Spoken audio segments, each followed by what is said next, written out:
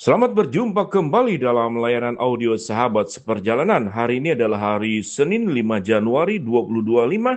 Tema renungan saat teduh kita dengan judul Datangnya Firman Tuhan. Firman Tuhan terambil dalam Yeremia 1 ayat 1 sampai dengan ketiga. Inilah perkataan-perkataan Yeremia bin Hilkia dari keturunan imam yang ada di Anatot di tanah Benyamin. Dalam zaman Yosia bin Amon, Raja Yehuda, dalam tahun ke-13 dari pemerintahannya, datanglah firman Tuhan kepada Yeremia. Firman itu datang dalam zaman Yoyakim bin Yosia, Raja Yehuda, sampai akhir tahun ke-11 zaman Zedekia bin Yosia, Raja Yehuda, sehingga penduduk Yerusalem diangkut ke dalam pembuangan dalam bulan yang kelima. Mari kita berdoa.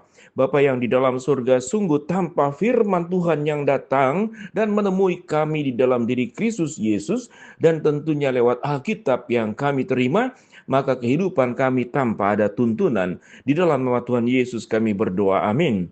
Shalom sahabat seperjalanan yang dikasihi Tuhan. Kalau berbicara tentang firman Tuhan, kita belajar dari Kejadian bahwa firman itu adalah Tuhan sendiri.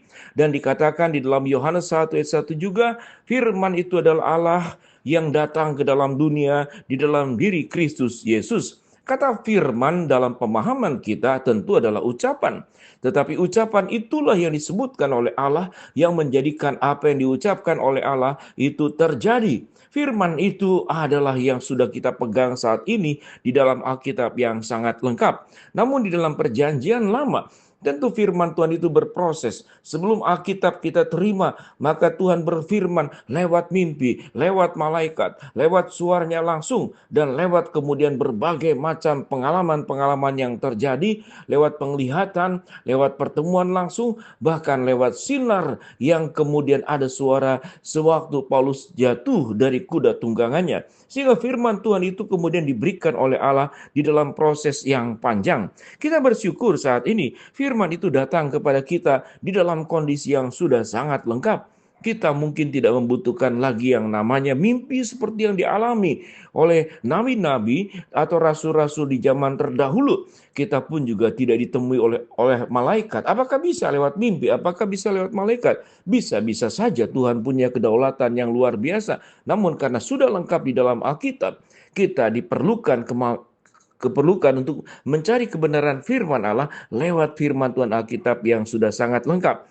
Firman Tuhan berkata, firman Tuhan itu datang kepada Nabi Yeremia. Dan dalam Nabi Yeremia dikatakan pada zaman Yosia bin Amon, Raja Yehuda. Kita tahu Yosia itu kalau kita melihat runutannya, ayahnya adalah Amon. Amon itu adalah raja yang jahat. Dia memerintah dan sering menghancurkan banyak tulisan-tulisan firman Allah, tetapi kemudian dia dibunuh oleh pegawainya sendiri. Sementara kakeknya Yosia adalah Manasye dan juga jahat. Jadi kemudian anaknya Yosia adalah Yoyakim, juga adalah jahat. Dan dia menyembah berhala dan berupaya untuk membunuh Yeremia. Hanya Yosia yang kemudian membuka dirinya, melakukan pertobatan dan mengajak rakyatnya untuk datang kepada Allah. Sehingga kalau kita boleh simpulkan, datangnya firman Tuhan di zaman terdahulu, sekarang dan yang akan datang, itu diresponi oleh setiap orang dengan cara yang berbeda. Ada orang yang sangat membenci firman Tuhan, mencoba kemudian membakar Alkitab, membakar gereja, kemudian mencoba untuk menganiayai anak-anak Tuhan, jemaat-jemaat Tuhan.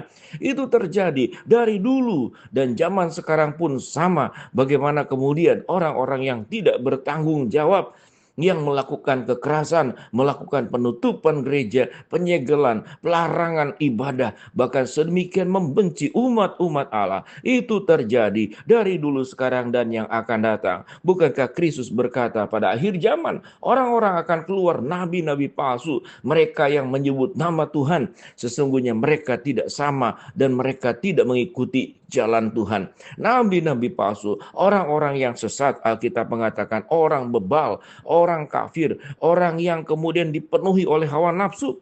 Mereka tidak suka melihat kebenaran firman Allah, tentu menyilaukan mereka, mengganggu kemudian keberdosaan mereka. Dan kalau kita boleh bersyukur pada saat ini, datangnya firman Tuhan yang sudah lengkap pada diri kita, Tidak boleh kita kemudian menyia-nyiakan sedemikian rupa. Kalau kita boleh melihat di zaman terdahulu, begitu sulitnya mendapatkan kebenaran firman Allah yang tidak seleluasa yang kita miliki. Pada saat ini kita bisa memiliki Alkitab dari ukuran kecil, terjemahan baru, terjemahan lama. Kita bisa memiliki Alkitab dalam bentuk elektronik, dalam bentuk suara, bahkan buat anak-anak sudah ada Alkitab bergambar, kemudian firman Tuhan diungkapkan di dalam film-film kartun, dan kemudian juga film-film yang secara real, bahkan sekarang ada film-film yang disampaikan dalam bentuk AI yang memudahkan kita untuk bisa memahami kebenaran firman Allah. Kalau tanpa firman Tuhan yang datang kepada kita, Tuhan yang berfirman, dan firman yang hidup datang di dalam diri Kristus Yesus sebagai anaknya, firman itu datang menjadi daging, maka kehidupan kita akan tersesat, kehidupan kita akan mengalami kebinasaan, kehidupan kita ada di dalam kefanaan. Selesailah seluruh hidup kita jauh dari terang firman Allah, jauh dari keselamatan, jauh daripada pengampunan dosa yang kita butuhkan. Kita akan mati di dalam maut, kita akan mati di dalam dosa, dan kita akan mati di dalam kekekalan, dalam siksaan yang sangat luar biasa suatu hari kelak nanti. Kalau Tuhan tidak berfirman, mengapa Tuhan berfirman? Maka alasan yang paling mendasarinya, karena Allah mencintai kita, karena Allah memiliki kita, karena Allah tidak ingin kita terhilang, karena Allah tidak ingin kita tersesat, karena Allah tidak ingin kita berjalan di jalan yang keliru, yang menuju kepada kebinasaan. Seperti dalam Injil Matius, banyak orang yang berjalan mencari jalan yang lebar, tapi menuju kebinasaan. Tetapi mereka yang memilih jalan yang sempit, mereka akan mendapatkan kehidupan yang kekal. Dengan demikian, sahabat seperjalanan, dalam suasana masih tahun baru di bulan Januari, minggu-minggu yang sangat awal, biarlah kita boleh bertekad membuka diri sepenuh-penuhnya seperti Raja Yosia sewaktu dia mendengarkan dan menemukan Taurat yang sudah pernah hilang dalam satu jangka waktu yang lama. Di zaman Yosia, kemudian kitab Taurat ditemukan kembali, kemudian dibacakan, kemudian didengarkan, ditaati, melakukan pertobatan, dan mengajak rakyat daripada rakyat Yehuda yang di bawah pimpinan Raja Yosia untuk mereka kembali kepada Tuhan, melakukan pertobatan secara massal dan menyeluruh. Kita melihat Yeremia menyampaikan firman Tuhan yang dititipkan oleh Allah, dan kemudian Yosia menerima firman Allah dan melakukan pertobatan, dan tidak hanya dirinya sendiri tetapi mengajak seluruh rakyatnya. Kalau kita boleh mengatakan, kita memiliki banyak kebutuhan dalam hidup ini, kebutuhan primer, sekunder, kebutuhan akan fisik, kebutuhan finansial, makanan, tempat tinggal, pendidikan, kepastian masa depan, asuransi, atau apapun bentuknya.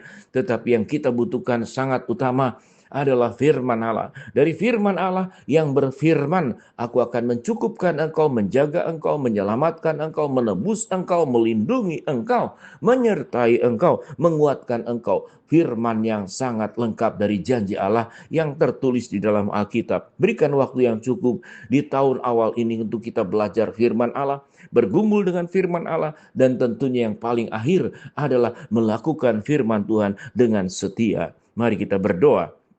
Bapa dalam surga, terima kasih buat datangnya firman Tuhan. Hamba-Mu berdoa buat sahabat seperjalanan yang sakit, Tuhan jamah sembuhkan. Yang sedang menghadapi masalah, Tuhan bukakan jalan.